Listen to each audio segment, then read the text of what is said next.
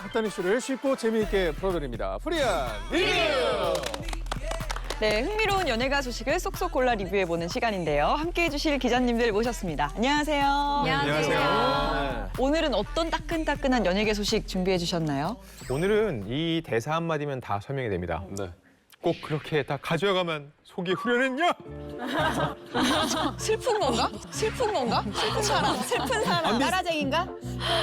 지혜 씨 표정에서 제가 얼마나 부끄러운 일을 했는지 아니요, 확 잠깐 느껴졌습니다. 딴 해봤어요. 저희 제작진에서 누군지 좀 자료 화면을 모르겠어. 도저히 알 수가 없기 때문에. 꼭 그렇게 다 가져가만 속이 후련했냐? 지금 너무 파고 파서 더 이상 없을 줄 알았는데 여전히 연예계 곳곳에 숨어있는 이런 능력, 재력, 외모, 여기에 무엇보다 섹시한 뇌까지 가진 자타공인 찐 천재 스타들에 대한 얘기를 취재해왔습니다. 찐천재 스타들. 찐천재. 오상희 씨 표정이 약간 본인을 너무 의식한다는 생각이 설레하고 있네요. 왜 설레요? 본인 얘기 지금 기다리는 거 아니에요? 기대가 지금 대단한 때예요. 예. 글쎄요, 제 얘기가 좀 안 나올 수는 없겠죠. 그러니까.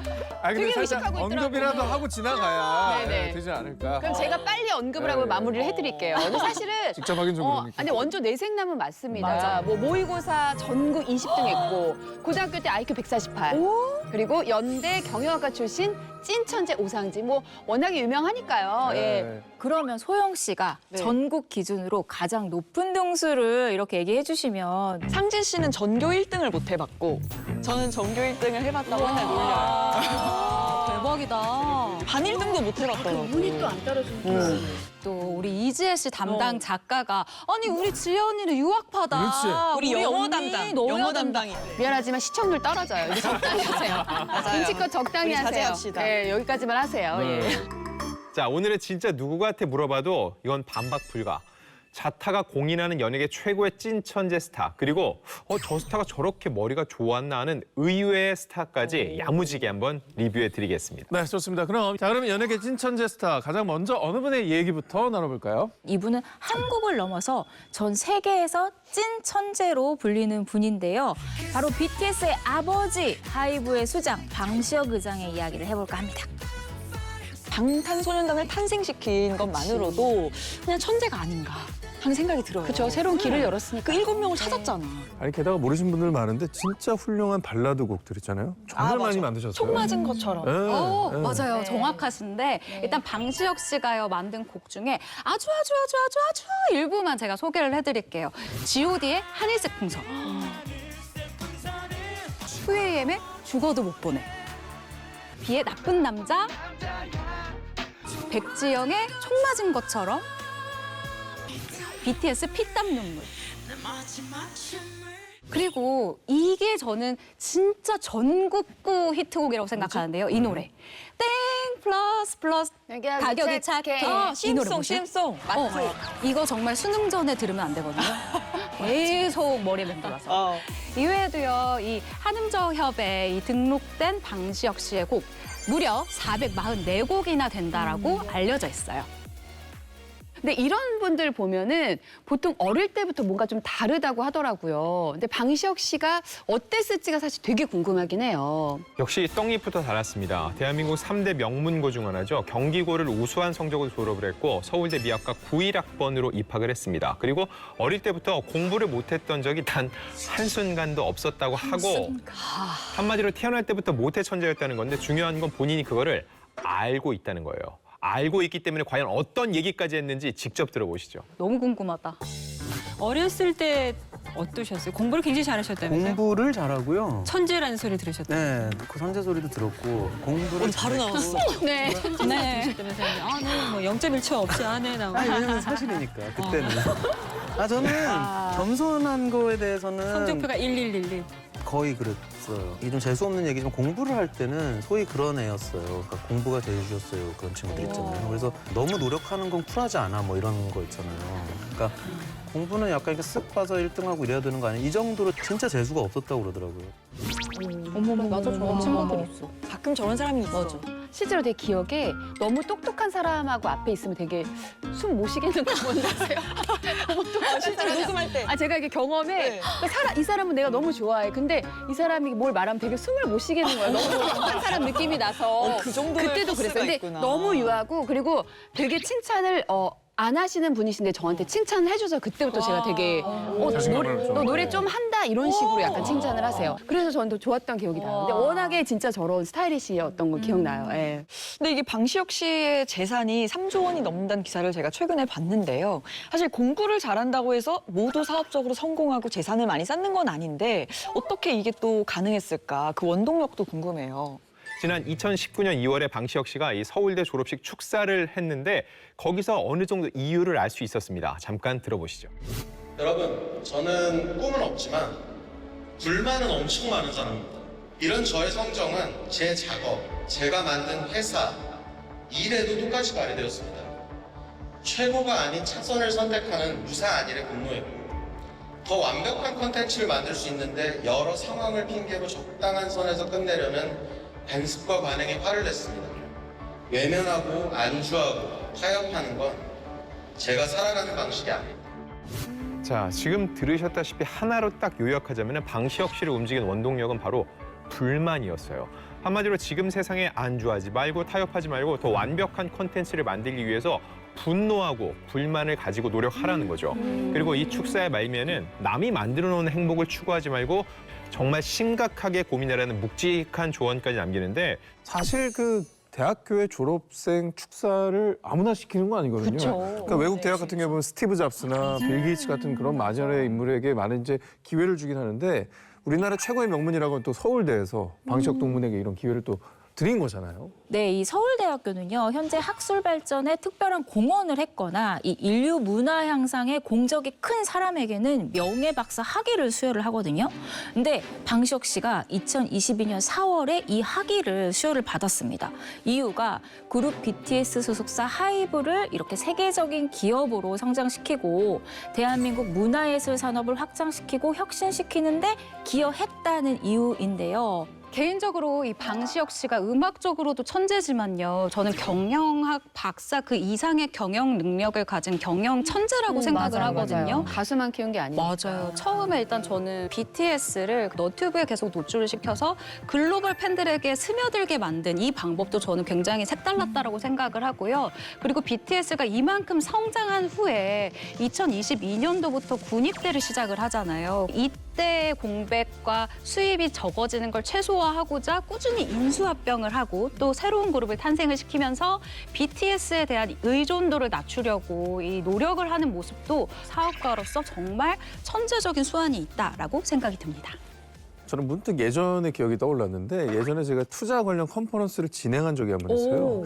그때 이제 방시혁 선배님이 그때 아마 BTS를 만들기 직전에 어떤 투자를 받기 위한 컨퍼런스에 참여를 재밌다. 하셨었던 거예요. 근데 저는 되게 놀라웠던 게 다른 어떤 컨퍼런스 참여자들은 굉장히 낮은 자세로 우리가 그치, 투자를 받아야 되니까. 투자를 받기 위한 뭐 그런 거였는데 이 방시혁 선배 굉장히 자신감이 있으시더라고요. 또 그때 그 태도와 어떤 분위기가 굉장히 기억에 많이 남아요.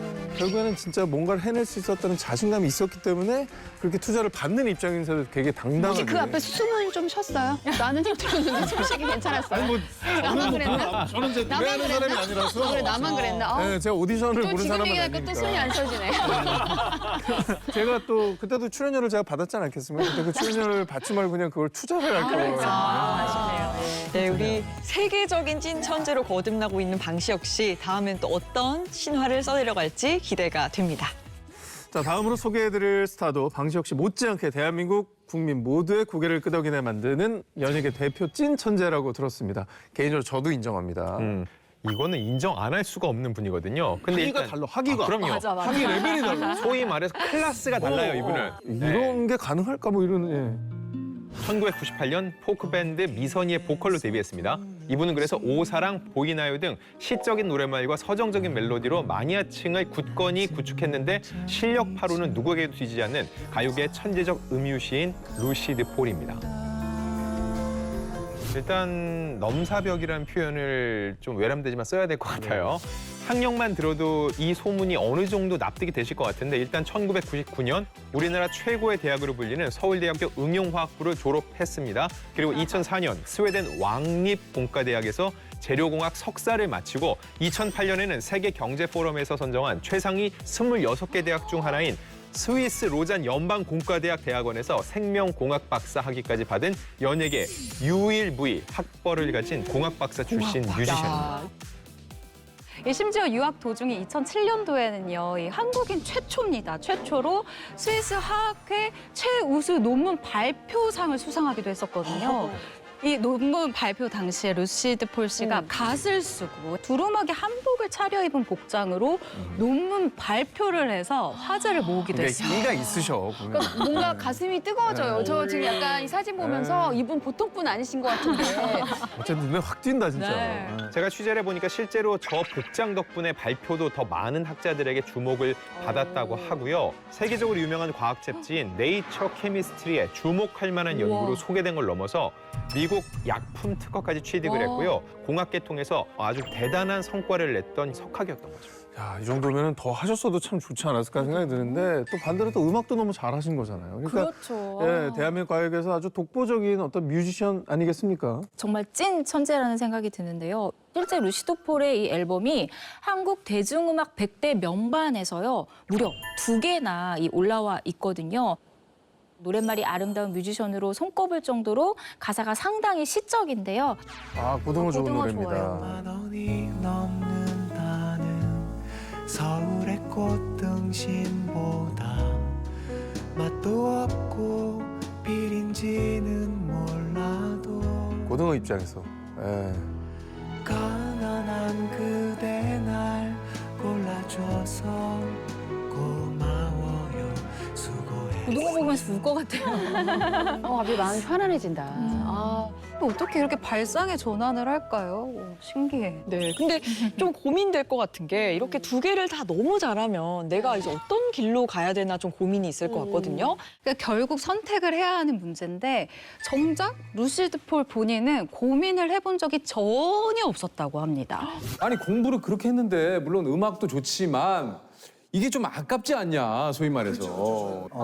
뭐 그렇게 생각해 본 적은 없고요. 없으세요? 네. 연구하는 것도 너무 좋아했고 정말 열심히 했지만 그냥 딱 여기까지구나라는 생각이 올 때가 있었어요. 아쉽지만 이제 진짜 전업 음악인이 되는 게 맞나 보다 그런 생각이 들어. 근데 최근에는 이분이 공부도 음악도 아닌 전혀 다른 분야에 종사하고 계시잖아요. 무려 농사일을 하고 이것도 계시려고. 웃겨. 제주도에서 정말 이분은 엉뚱한 면이 있는 것 같아요. 그러니까. 이분이 2014년에 결혼해서 제주도에서 이 신혼살림을 차렸거든요. 근데 이때부터 귤농사를 하기 시작을 합니다. 루시드 폴이 2015년에 본인의 7집 정규 앨범을 내거든요. 이 7집 앨범과 동화책과 엽서 그리고 직접 농사를 지은 귤을 이 패키지로 만들어서 홈쇼핑에서 라이브로 판매를 하는 이벤트를 했습니다. 너무 기발했어. 진짜 실제 판매 라이브에 네. 등장을 했습니다. 그러니까 너무 매진됐어요, 기발하지 이게. 않아요? 새 앨범 발표한 가수 루시드 폴입니다. 반갑습니다. 감귤 생산자. 귤이 메인이고 앨범이 사이드이고. 네. 너무 매력 있다. 귤박스에 앨범을 넣어주셨죠. 어머. 페퍼톤스도 지원 나갔군요. 뭐야, 회사 사람들 다 다 나왔네. 스텔라 시식요원도. 네. 매진 되나요? 매진 될 것 같은데. 매진됐을 때는 또 만세를. 그렇네요. 앨범 홍보가 제대로 됐겠다. 네. 이 영상 보니까 어떠세요? 좀 사고 싶어지시는 것 같아요? 그럼 지금이라도 한 번 더 해주면 안 될까 싶어요. 계속 매년 해주면 좋겠다. 그러니까요. 이 루시드 폴의 귤 농사는 수년이 지나 현재까지도 여전히 풍년이라고 하거든요. 매해 겨울마다 이 루시드 폴의 SNS에 들어가면요. 꾸준히 이 귤 수확 사진을 올리고 있어요. 댓글창에도 너무 많은 분들이 올해도 파시나요? 올해는 몇 킬로씩 파시나요? 댓글을 달고 있더라고요. 아니 저는 좀 걱정되는 게 루시드 폴만 다루면 그 소속사 뮤지션들이 좀 삐칠까 싶은 게 그 안에 뭐 고학력 아티스트들이 진짜 많잖아요. 근데 얼마 전에 이 페퍼톤스 두 분을 만나서 인터뷰를 했었어요. 그들의 학력이 얼마나 그동안 인기 또 활동하는데 영향이 있었냐 물어봤거든요. 근데 그 얘기 바로 루시 스티플 얘기를 하더라고요. 그분이 있어서 우리는 되게 평범하게 활동을 해올 수 있었던가 얘기하거든요. 그렇게 정말 루시 스티플은 그들이 인정하는 최고의 석학과이자 두뇌라는 거죠. 앞으로도 우리 루시드 폴 씨의 거침없는 도전과 행보 저희가 응원하겠습니다.